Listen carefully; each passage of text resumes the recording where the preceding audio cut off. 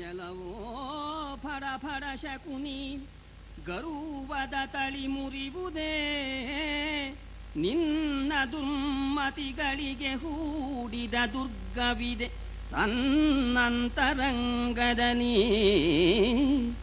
ಉಳಿದ ಧನವೇಗುವುದು ಜೀವಸ್ಥಳವಿದೆ ಮೇಲೊಡ್ಡವೋ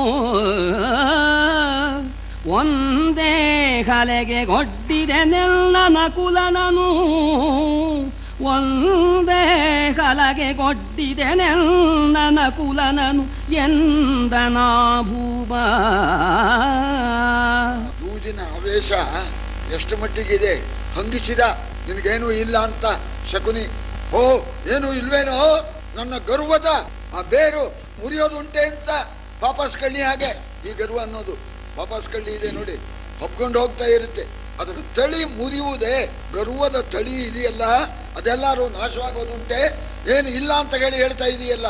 ನಿನ್ನ ಈ ಕುಬುದ್ಧಿಗೆ ಎಟಕದೇ ಇರ್ತಕ್ಕಂಥ ಒಂದು ಕೋಟೆ ಇಂತಹದ್ದು ನನ್ನ ಧನ ಇದೆ ಅಂತ ಹೇಳ್ತಾ ಇದ್ದಾನೆ. ಅದು ಜೀವಂತ ಧನ. ಬಾಕಿ ಧನ ಏನ್ ಮಾಡೀತು, ಅದು ಎಷ್ಟು ದಿವಸ ಬಾಳೀತು, ಅದು ಹೋದ್ರೆ ಹೋಗ್ಲಿ. ಜೀವಸ್ಥಳ ನಮ್ಮ ನಕುಲ, ನನ್ನ ಪ್ರೀತಮ್ಮ ಗೋನಿಟ್ಟಿದ್ದೇನೆ, ಎಲ್ಲ ಗೆದ್ಬಿಡ್ತೇನೆ. ಇಟ್ಟೆ ನಕುಲನ್ನ ನೋಡ ಬಲಪ್ಪ ಅಂದವ. ಯಾಕೆ ಇನ್ನು ಮುಂದೆ ಇಳಿಸ್ಬೇಕಲ್ಲ, ಅದಕ್ಕೆ ಶಕುನಿ ಶವವಾಸ್ ಇಟ್ಬಿಟ್ಟೇನೋ ನಕುಲನ್ನ. ವಾಸಿಗನು ಅನುಜನ ನೊಡ್ಡಿದರೆ ನಮಗೀ ಸರಳಿ ಭಯವೇನು, ನೋಡುವೆ ವೈಸಲೇ ನೃಪ ಹಾಯ್ಕುಹಾ ಸಂಗಿಗಳ ಹಾಯ್ಕೆನುದ. ಓ ಛಲಕ್ಕಾಗಿ ತಮ್ಮನ್ನ ಒಡ್ಡಿ ಎಲ್ಲ ಗೆದ್ಬಿಡ್ತೀಯೇನಪ್ಪ. ಆಗಲಪ್ಪ, ನೀನೇ ಗೆಲ್ಲು. ಹಾಕು ದಾಳನ ಅಂದ. ಹಾಕಿದ. ಆ ದಾಳ ಉಪಯೋಗ ಇಲ್ಲ. ಆಮೇಲೆ ಇವ ಆಡ್ಬೇಕಲ್ಲ ಶಕುನಿ. ಎರಡು ದಾಳನು ತಗೊಂಡ ಹೊಸ್ತ. ಆ ಎರಡು ದಾಳನು ಹೊಸ್ತು ಬಿಟ್ಟು ಉರುಳಿಸ್ಬೇಕಲ್ಲ. ದಾಳನ ಉರುಳಿಸ್ಬೇಕಾದ್ರೆ ಶಕುನಿ ಪೂರ್ವಾರ್ಜಿತದ ಡೊಳ್ಳಾಸದಲ್ಲಿ ಗಾವರಿಸಿ, ಶಕುನಿ ಪೂರ್ವಾರ್ಜಿತದ ಡೊಳ್ಳಾಸದಲ್ಲಿ ಗಾವರಿಸಿ ಧರ್ಮ ವಿನಾಶಿ ನಕುಲನ ಗೆಲಿದು ಬೊಬ್ಬಿರಿದು ಅವನಿಪನ ಜರೆದ. ಹೇಳ್ತಾ ಇದ್ದಾನೆ ನೋಡಿ, ಈಗ ಉರುಳಿಸ್ತೇನೆ, ನಿನ್ನ ಗೆದ್ದೆ ಅಂತ ಹೇಳಿ. ಪಾಪ ಅವನಿಗೇನು ಗೊತ್ತು, ಇವನು ಧರ್ಮನಾಶಕನಾಗಿರ್ತಕ್ಕಂಥ ಶಕುನಿ. ನೋಡು ಈಗ ಅಂತ ಹೇಳಿ ಆ ದಾಳನ ಉರುಳಿಸಿಬಿಟ್ಟು ಆ ನಕುಲನ್ನ ಗೆದ್ದು ಬಿಟ್ಟು ಆಮೇಲೆ ಹೋದ. ನಿಮ್ ನಕುಲ ಇನ್ನೇನು ಇಡ್ತೀಯ ಅಂತ ಚುಚ್ಚು ಮಾತಾಡ್ತಾ ಇದ್ದಾನೆ. ಧರ್ಮರಾಜನಿಗೆ ಕೋಪ ಉಂಟಾಗ್ಬೇಕು, ಮತ್ತೆ ಆವೇಶ ಉಂಟಾಗ್ಲಿ, ಇನ್ನೊಬ್ಬನ್ನ ಇಡ್ಲಿ ಅಂತ. ಇನ್ನೇನು ಇಡ್ತೀಯ ಅಂತ ನೋಡ ಇಟ್ಟೆ. ಹರಿ ಬದಲಿ ತನ್ನಖಿಲ ವಸ್ತು ಕರವ ಮರಳಿಸುವನು ಮಹೀಪತಿ ಕಿರಿಯ ತಮ್ಮನ ಒಡ್ಡಿದ ಮಾದ್ರಿ ಕುಮಾರಗನ. ಆವೇಶ ಬಂತು. ಸರಿ, ಗೆದ್ದೇ ಬಿಡ್ತೀನಿ, ಕಿರಿಯ ತಮ್ಮನ್ನ ಇಟ್ಟು ಗೆದ್ದೇ ಬಿಡ್ತೇನೆ ಅಂತ ಹೇಳಿ ಆ ಪ್ರೀತಮ್ಮ ಸಹದೇವನನ್ನ ಒಡ್ಡು ಬಿಡೋಣ. ಅರಸದಾಯವೇ ಬಾ ಜಯಾಂಕದ ಸಿರಿಯೇ ಬಾ, ಕುರುರಾಯ ರಾಜೋತ್ಕರುಷ ಸಿದ್ಧಿಯೇ ಬಾ ಎನ್ನುತ್ತ ಘರ್ಜಿಸಿದ ಶಕುನಿ. ದುರ್ಯೋಧನನ ಜಯಲಕ್ಷ್ಮಿ ಮಹಾತಾಯಿ ಸಿದ್ಧಿದಾಯಕಿ ಬಾರವ್ವ ಅಂತ ಹೇಳಿ ಉರುಳಿಸಿಬಿಟ್ಟ. ಆಯ್ತು, ಸಹದೇವನ ಕಥೆ. ಸಹದೇವನ್ನು ಕೂಡ ಗೆದ್ಬಿಟ್ಟಿದ್ದಾನೆ. ಗೆದ್ಬಿಟ್ಟು ಆಮೇಲೆ ಚುಚ್ಚು ಮಾತಾಡ್ತಾ ಇದ್ದಾನೆ. ಏನ ಬಣ್ಣಿಸುವೆನು ವಿಕಾರಿಗಳೇನ ನೆನೆಯರು ಕಪಟ ವಿಧದಲ್ಲಿ ಮಾನ ನಿಧಿತ ಸೋತನು ಅನುಜದ್ವಯ ಮಗಾಧನವ ಗ್ಲಾನಿ ಚಿತ್ತದೊಳಿಲ್ಲಲೇ ಸುಮನೋನುರಾಗವೇ. ಭೀಮ ಪಾರ್ಥರು ತಾನಿರೊಮ್ಮಿಗೆ ಬದುಕಿದರು ನಿಮಗೆ, ಭೀಮ ಪಾರ್ಥರು ತಾನಿರೊಮ್ಮಿಗೆ ಬದುಕಿದರು ನಿಮಗೆ ಎಂದನ ಶಕುನಿ. ಕಪಟದಲ್ಲ ಗೆದ್ದು ಬಿಟ್ಟ ಸಹದೇವನನ್ನ ಗೆದ್ದವನು ಮತ್ತೆ ಧರ್ಮರಾಜನಿಗೆ ಚುಚ್ಚು ಮಾತು ಹೇಳ್ತಾ ಇದ್ದಾನೆ. ಎಷ್ಟೇ ಆಗಲಿ ಮನಸ್ಸಿಗೆ ನೋವಿಲ್ಲ, ಆ ಇಬ್ರು ತಮ್ಮಂದ್ರು ಹೋಗಿದ್ದು ನಿನ್ ಮನಸ್ಸಿಗೆ ನೋವಿಲ್ಲ. ಯಾಕೆ? ಮಲ್ತಾಯಿ ಮಕ್ಕಳು. ಅವ್ ನಿಜವಾದ ತಮ್ಮಂದ್ರಲ್ಲ. ನಿಜವಾದ ತಮ್ಮಂದ್ರಾಗಿದ್ರೆ ಅಯ್ಯೋ ಹೋಯ್ತಲ್ಲ ಅಂತ ನೋವಾಗೋದು. ಭೀಮಾರ್ಜುನರು ಬದುಕಿದಾರಲ್ಲ ಮಹಾರಾಜ, ನಿನಗೆ ಖುಷಿ. ಅವ್ರು ಹೋಗ್ಲಿ, ಮಲ್ತಾಯಿ ಮಕ್ಕಳು ಮಲ್ತಮ್ಮಂದ್ರು ಅಂತಂದ. ಅಂದ ಕೂಡ್ಲೆ ನೋಡಿ ಬರ್ಲಿ, ಹಂಗ ಆವೇಶ ಬರ್ಲಿ ಅಂತಲೇ ಉದ್ದೇಶಪೂರ್ವಕವಾಗಿ ಆ ಮಾತಂದ. ಮಲ್ತಾಯಿ ಮಕ್ಕಳು ಹೋದ್ರು, ನಿನ್ ತಾಯಿ ಮಕ್ಕಳು ಆ ಸಹೋದರರು ಉಳ್ಕೊಂಡ್ಬಿಟ್ರು. ಮನಸ್ಸಿಗೆ ಪ್ರೀತಿ, ಈಗ ಹಠ ನಿಲ್ಲಿಸ್ತೀಯೋ ಅಂತಂದಾಗ ಸಿಟ್ಕೊಂಡ್ಬಿಡ್ತಂತ ಅವನಿಗೆ. ಆವೇಶ ಬೇರೆ. ಧರ್ಮರಾಜ ಹೇಳ್ತಾನೆ, ವೇದ ಮಂತ್ರವ ಮಾಡಿ ನಮ್ಮನು ಭೇದಿಸುವ ಗಡ ಸುಬಲ ಸುತನು ಅಕಟ ಈ ದುರಾತ್ಮನ ನೋಡಿದೈ ಸಭ್ಯರು ಶಿವಾಯನುದ ಆ ದುರಾಗ್ರಹಿ ಲೋಕಜನ ಪರಿವಾದ ಪದ ನಿಭೀತನು ಅಕ್ಷ ವಿನೋದ ಕರ್ದಮ ಮಗ್ನನು ಒಡ್ಡಿದನಾಧನಂಜಯನ. ನೋಡ್ರಿ, ಈ ಶಕುನಿ ಕೂತ್ಕೊಂಡು ನಾವು ಅನ್ಯೋನ್ಯವಾಗಿದ್ದೇವೆ, ನಮ್ಮಲ್ಲಿ ಮಲ್ತಾಯಿ ಮಕ್ಕಳು ಸ್ವಂತಾಯಿ ಮಕ್ಕಳು ಅಂತೇನು ಭೇದ ಇಲ್ಲ, ಭೇದ ಮಾಡ್ತಾ ಇದ್ದಾನೆ ನೋಡ್ರಿ ಸ್ವಾಮಿ, ಅಯೋಗ್ಯ ಅಂತ ಹೇಳಿಬಿಟ್ಟು ನಾನು ಒಡ್ಡುತ್ತೇನೆ. ಧನಂಜಯ ಅಂತ ಹೆಸರು. ನಮ್ಮ ಅರ್ಜುನ ಯಾವತ್ತೂ ಕೂಡ ಗೆಲ್ಲತಕ್ಕಂಥವನು, ಬೇಕಾದ ಗೆದ್ಕೊಂಡು ಬಂದಿದ್ದಾನೆ. ಆ ಧನಂಜಯನ್ನ ಇಟ್ಟೆ ಅಂತ ಹೇಳ್ತಾ ಇದ್ದಾನೆ. ಇಲ್ಲಿ ಲೋಕಾಪವಾದ ಭಯ ನಿರ್ಭೀತನು ಅಂತ. ಮನುಷ್ಯನಿಗೆ ಭಯ ಲೋಕಾಪವಾದ ಭಯಂ ಅಂತ ಹೇಳ್ತಾರೆ. ಲೋಕದ ಮಾತಿಗೆ ನಾವು ಹಂಚ್ಕೋಬೇಕು, ಅದನ್ನು ಬಿಟ್ಟರೆ ನಿಗೆ ಭಯವಿಲ್ಲ. ಲೋಕಾಪವಾದ ಭಯ ನಿರ್ಭೀತ. ಮತ್ತು ಈ ಅಕ್ಷ ವಿನೋದ ಕರ್ದಮ ಮಗ್ನ, ಈ ಜೂಜಂತಕ್ಕಂಥ ಕೆಸರಿನಲ್ಲಿ ಮುಳುಗಿ ಹೋಗ್ಬಿಟ್ಟಿದ್ದಾನೆ. ಭೇದ ಮಾಡ್ತೀಯ, ಅರ್ಜುನ ಇಟ್ಬಿಡ್ತೀನಿ. ಭೇದ ಮಾಡ್ತೀಯ, ನಮ್ಮಲ್ಲಿಂದ ಅರ್ಜುನನ್ ಇಟ್ಟೆ ಎಂದ. ಆಗ ಶಕುನಿ ಯೋಚನೆ ಮಾಡಿದ, ಅವನು ಇನ್ನೂ ದುರ್ಯೋಧನ ಮಾಮ ತಾನೆ ಅವನು. ಒಂದು ಪಕ್ಷ ಅವ ಇಡ್ಬೋದು, ನಾವು ಗೆಲ್ಬಹುದು. ಆಮೇಲೆ ಅರ್ಜುನ್ ಹತ್ರ ಹೋದ್ರೆ ಅವ ಇಟ್ಟ, ನೀ ಗೆದ್ದೀವ ಬಾರ ಹಲ್ಲು ಮುರಿತೇನೆ ಅಂತ ಗುದ್ದಿದ್ರೆ ಈ ನಕುಲ್ ಸಹದೇವರು ಪಾಪ ಸಾಚ ಒಳ್ಳೆ ಹಸು, ಇದೇನು ಒದೆಯೋದಿಲ್ಲ. ಭೀಮಾರ್ಜುನರು ಅವರು ಸಾಮಾನ್ಯರಲ್ಲ. ಈಗ ಅರ್ಜುನನ್ ನಾನು ಗೆಲ್ಬಹುದು, ಆಮೇಲೆ ಭೀಮನ್ ಇಡ್ತಾನೆ, ಅವನ್ನೂ ಗೆಲ್ಬಹುದು.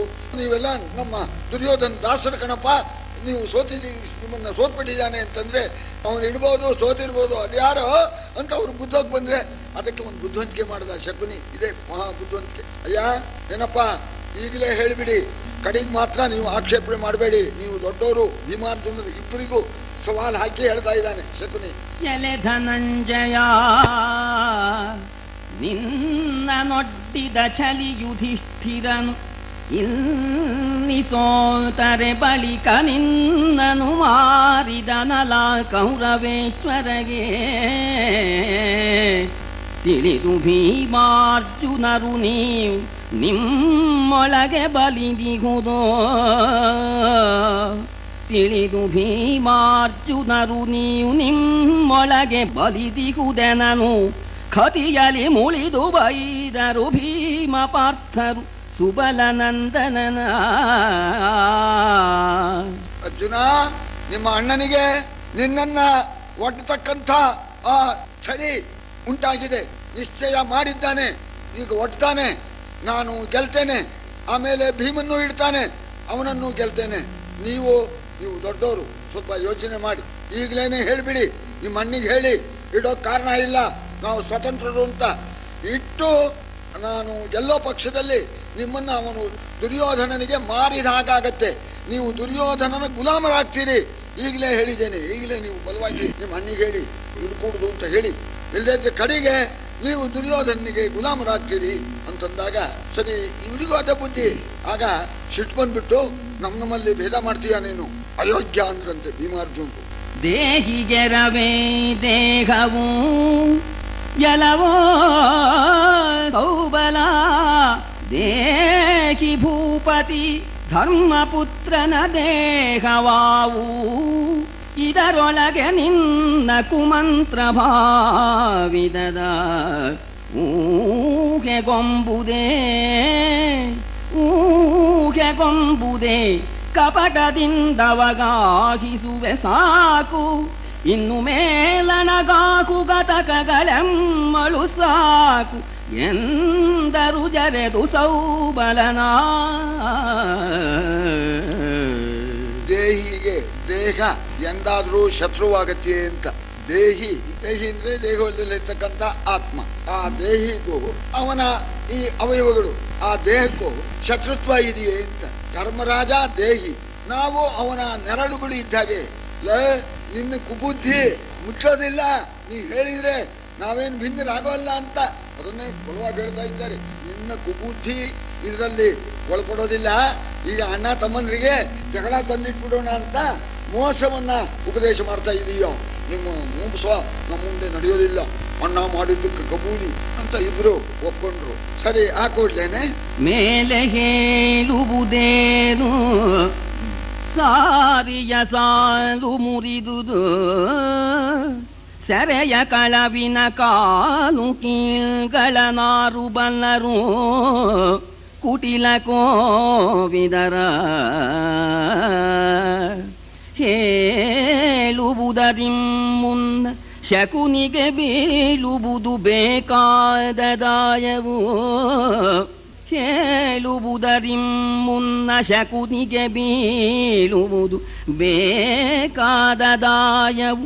ಕೌಳಿಕದ ವಿಧಿ ಪಾಶ ತೊಡಗಿತು ನೀಗಿದರ್ಜುನನ.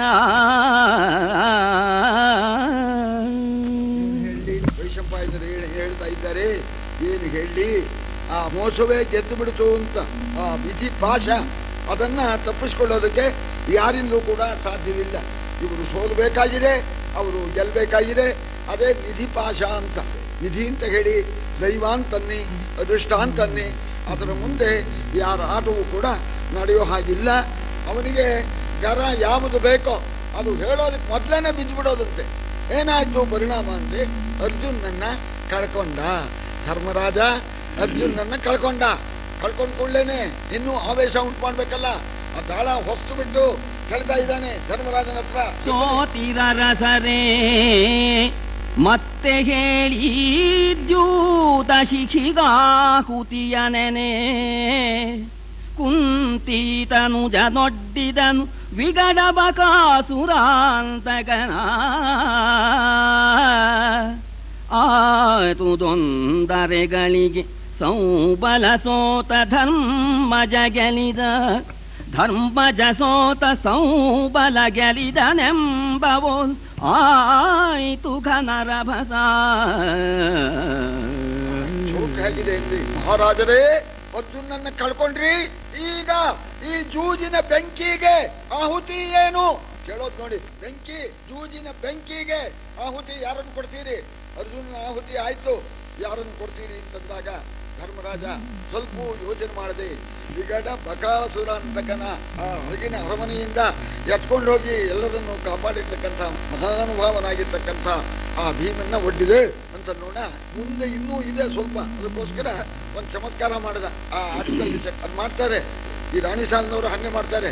ಮುಂಚೆ ಒಂದನೇ ಎರಡನೇಲಿ ನಿಮ್ಗೆ ಗೆದ್ಬಿಟ್ರಿ ಅಂತ ಗೊತ್ತಾಗುವಾಗ ಹಾಕಿರ್ತಾರೆ, ಯಾಕೆಂದ್ರೆ ಮುಂದೆ ತೆಗಿಬೇಕಲ್ಲ. ಹಾಗೆ ಭೀಮನ್ ಒಡ್ಡಿದಾಗ ಧರ್ಮರಾಜ ಗೆದ್ದ, ಶಕುನಿಯೇ ಸೋತ್ನೋ ಅಥವಾ ಶಕನಿಯೇ ಗೆದ್ದು ಧರ್ಮರಾಜನೇ ಸೋತ್ನೋ ಅನ್ನೋ ಹಾಗಾಯ್ತಂತೆ ಆ ಆಟ. ಯಾಕೆಂದ್ರೆ ಧರ್ಮರಾಜನಿಗೆ ಆವೇಶ ಹೆಚ್ಚಾಗಲಿ ಅಂತ. ಆಮೇಲೆ ಯಥಾ ಪ್ರಕಾರ ಶಕುನಿ ಕೈ ಮೇಲಾಯ್ತು, ಭೀಮನ್ನ ಕಳ್ಕೊಂಡ ಧರ್ಮರಾಜ. ಆಗಲಗೆ ಸೋತುದು ಯುಧಿಷ್ಠಿರನೂಗೆ ಮುರಿದುದು. ಯುಧಿಷ್ಠಿರನೂಗೆ ಮುರಿದುದು ಮುಂದು ಗೆಟ್ಟನು ರಾಹು ಹಿಡಿದ ಹಿಮಾಂಶು ಮಂಡಲದ ಉಳಿದ ಕಳೆಯಂತೆ. ತೋಹಿನಲ್ಲಿ ತೊಟ್ಟಿಸಿದ ಮೃಗದವೋಲ್ ಊಹೆಯಳಿದುದು. ತೋಹಿನಲ್ಲಿ ತೊಟ್ಟಿಸಿದ ಮೃಗದವೋಲ್ ಊಹೆಯಳಿದುದು. ಯಂತ್ರ ಸೂತ್ರದ ಹೂಹೆಯಂತಿದೆ ನೃಪತಿ ತೆತ್ತನು ಕಗೆಗೆ ತನು ಧನವಾ.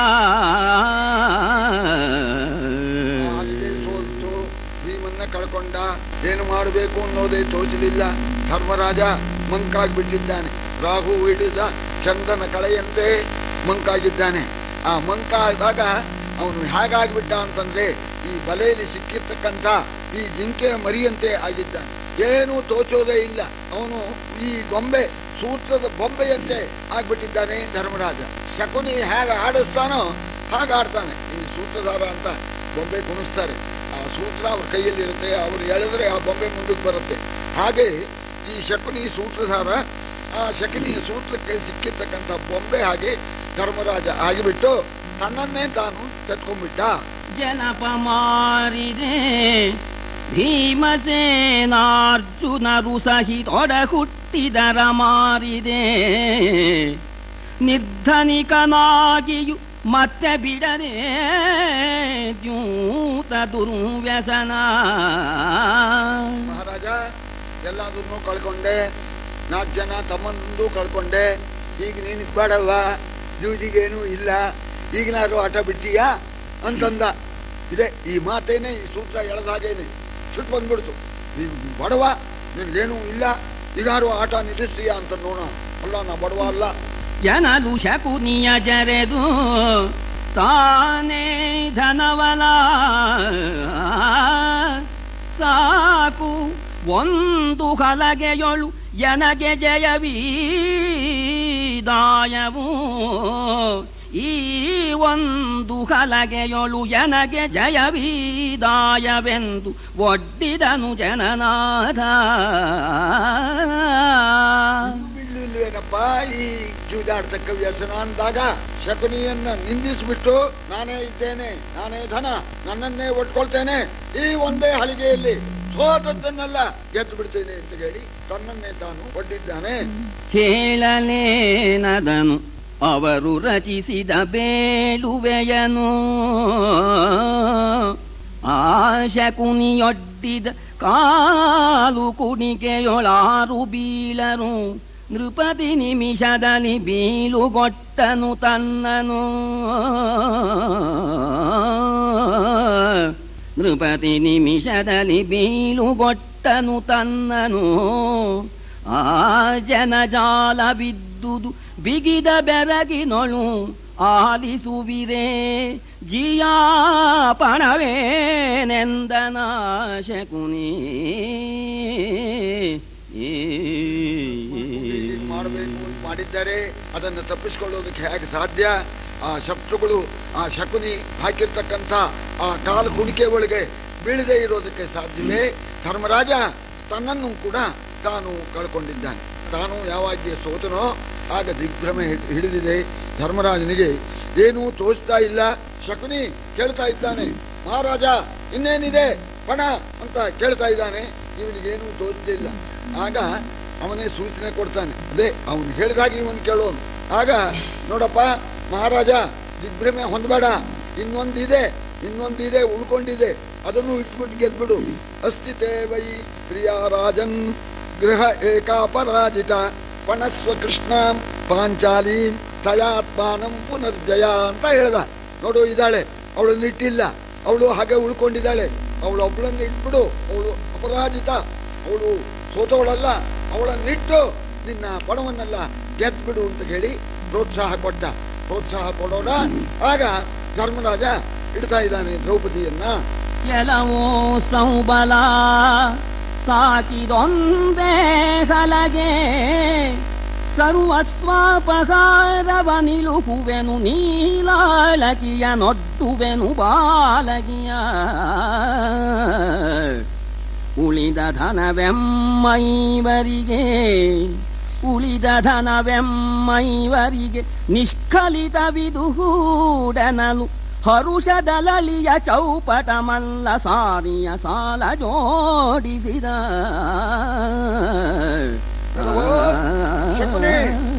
ಇಡ್ತೇನೆ, ನಮ್ಮ ಐವರಿಗೂ ಸಂಬಂಧಪಟ್ಟಿರ್ತಕ್ಕಂಥ ಧನ ನೈವ ಹ್ರಸ್ವ ನ ಮಹತಿ ನ ಕೃಶ ನಾತಿರೋಹಿಣಿ ಹೇಳ್ತಾನೆ. ದ್ರೌಪದಿಯನ್ನು ಇಡೋ ಕಾಲಕ್ಕೆ ಹೇಳ್ತಾ ಇದ್ದಾನೆ. ಇದಾಳೆ ಸುಂದರಿ, ಅವಳು ಅವಯವಗಳು ಯಾವ ಪ್ರಮಾಣದಲ್ಲಿ ಇರಬೇಕೋ ಆ ಪ್ರಮಾಣದಲ್ಲಿ ಇರ್ತಕ್ಕಂಥ ಸುಂದರಿ ಅವಳು. ತೀರಾ ತೆಳವಾಗೂ ಇಲ್ಲ, ತೀರಾ ದಪ್ಪವಾಗಿಯೂ ಇಲ್ಲ, ಕುಳ್ಳೂ ಅಲ್ಲ, ಎತ್ತರನೂ ಅಲ್ಲ. ಮತ್ತೂನು ನೀಲಕುಂಚಿತ ಕೇಶೀಚ ತಯಾ ದಿವ್ಯಂ ಅಹಂ ತ್ವಯ. ನೀಲವರ್ಣದ ಆ ಮುಂಗುರುಳಿನ ಕೇಶವುಳ್ಳವಳು ಮತ್ತು ಶಾರದೆಯಂತೆ ಇರ್ತಕ್ಕಂಥವಳು, ಲಕ್ಷ್ಮಿಯಂತೆ ಇರ್ತಕ್ಕಂಥವಳು, ಕಮಲದ ಗಂಧವುಳ್ಳವಳು ಅಂತ ದ್ರೌಪದಿನ ಇಡ್ತೇನೆ ಅಂತ ಹೇಳಿ ಇಟ್ಟಾಗ ಅಲ್ಲಿರ್ತಕ್ಕವರೆಲ್ಲ ಧಿಕ್ಕಾರ ಧಿಕ್ಕಾರ ಧರ್ಮರಾಜನಿಗೆ ಅಂದ್ರಂತೆ. ಆ ಸಭೆಯವರೆಲ್ಲ ಇಡೋಕ್ ಹೋಗ್ತಾನೆ, ಧಿಕ್ಕಾರ ಧಿಕ್ಕಾರ ಅಂತ ಹೇಳ್ತಾ ಇದ್ದಾರೆ. ಪ್ರಾಚೀನ ಕರ್ಮ ತಪ್ಪಿಸ್ಕೊಡೋಕ್ ಸಾಧ್ಯವಿಲ್ಲ. ಇಟ್ಟೆ ಅಂತಂದ ಅಂತಹ ದ್ರೌಪದಿಯನ್ನ ಇಟ್ಬಿಟ್ಟಿದ್ದಾನೆ. ಇಡೋಣ. ಅವನಿಗೆ ಮಹಾ ಖುಷಿ ಆಯ್ತು. ಇನ್ನಾಯ್ತು, ಎಲ್ಲ ಮುಗೀತು ಅಂತ ತಿಳ್ಕೊಂಡು ಆ ಆಟದಲ್ಲಿ ಚತುರನಾಗಿರ್ತಕ್ಕಂಥ ಆ ಶಕುನಿ ಬಹಳ ಹರ್ಷದಿಂದ ಗಾಳವನ್ನ ಉರುಳಿಸಿದ.